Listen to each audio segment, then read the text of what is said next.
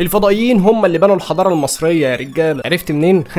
لقيت طبق طاير وعارضينه في المتحف كمان. يعني يا اخي مش يداروه، يعني ده اللي اختشوا ماتوا. فتعالوا نعرف اكتر بقى عن قرص سابو. القرص ده اكتشفوه سنه 1936. اكتشفوه فين؟ اكتشفوه في سقاره في تابوت لموظف يرجع لعصر الدوله الاولى، يعني حوالي من 5000 سنه. الموظف ده كان اسمه سابو، فسميناه قرص سابو على اسم الموظف اللي كان موجود في التابوت وكده. جينا نحلل القرص ده علشان نكتشف الاسرار والخبايا والكلام ده كله، ما لقيناهوش معمول من معدن. طب لو هو مش من معدن على الارض، ما يكونش مثلا معدن من كوكب بلوتو ولا حاجه؟ ولا حتى دي. طلع في الاخر ان هو معمول من حجر اسمه حجر الشيس. الحجر ده حجر رقيق وضعيف وبيتعرض للكسر لو اتعرض لاي ضغط او اي احتكاك. يعني لو القرص ده لف حوالين نفسه او كان في اي حاجه بتدور او اتعرض لاي ضغط ايا كان، الحجر ده هيتفتت 600 حته. طب ما هم لما فتحوا التابوت لقوه متكسر 3 حتت وبعد كده رمموه ولزقوه. طب ما يمكن ان هو كان بيستخدم ان هو يطير وطبق طاير وبتاع، وبعد كده اتكسر واتحط في التابوت عادي يعني. ما هو للاسف القرص ده محدش يعرف يركب عليه، لان هو يعني قطره 60 سم، قد الحل، قد الصنايع، وارتفاعه 10 سم، فهو مش بالكبر ان هو يبقى طبق طاير ويطير وبتاع. يعني هو لا ينفع يبقى محرك ولا حتى يبقى طبق طاير ولا حتى مروحه هليكوبتر. امال الشكل الهندسي اللي هو معمول بيه ده معمول بيه ليه؟ التجارب اللي عملوها الباحثين ولما عملوا منه اشكال ثلاثيه الابعاد جديده علشان يعملوا عليها تجارب ويشوفوا ده ممكن يكون بيستخدم في ايه، قالوا ان الشكل ده ليه خواص ديناميكيه للتوازن، ولكن ما ينفعش يستخدم كآلة للطيران، لان مفيش اي فرق واضح ما بين وشه وما بين ظهره، فتوزيع الهواء بتاعه مستحيل ان هو يقوم حاجه يخليها تطير او ان هو يوزع هواء بشكل صحيح، ولا حتى ينفع انه يركب مثلا على العمود ويلف حواليه. ولو فعلا الكلام ده كان صحيح كنا لقينا الاف الاقراص الدواره اللي زي دي اللي كانت تستخدم بقى في الطيران، وان كانوا بيعملوا ايه هليكوبتر وكل الكلام الحلو ده. طب ايه بقى اللي اتفق عليه اغلب الباحثين وعلماء الاثار اللي هم كانوا بيفحصوا القطعه دي؟ قالوا ان القطعه دي زخرفيه جنائزيه، بمعنى ان ليها شكل انسيابي ديناميكي، وان هي كانت بتستخدم كده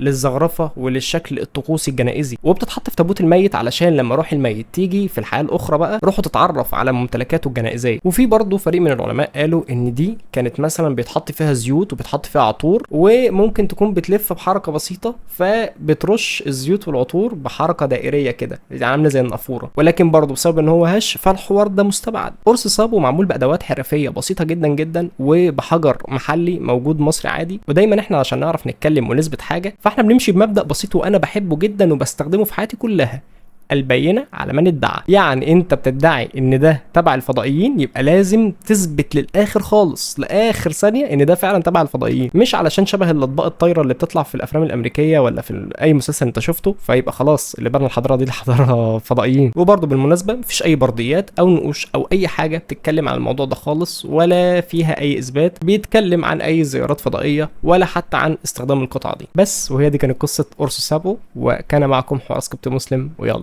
اقعدوا بالعافيه.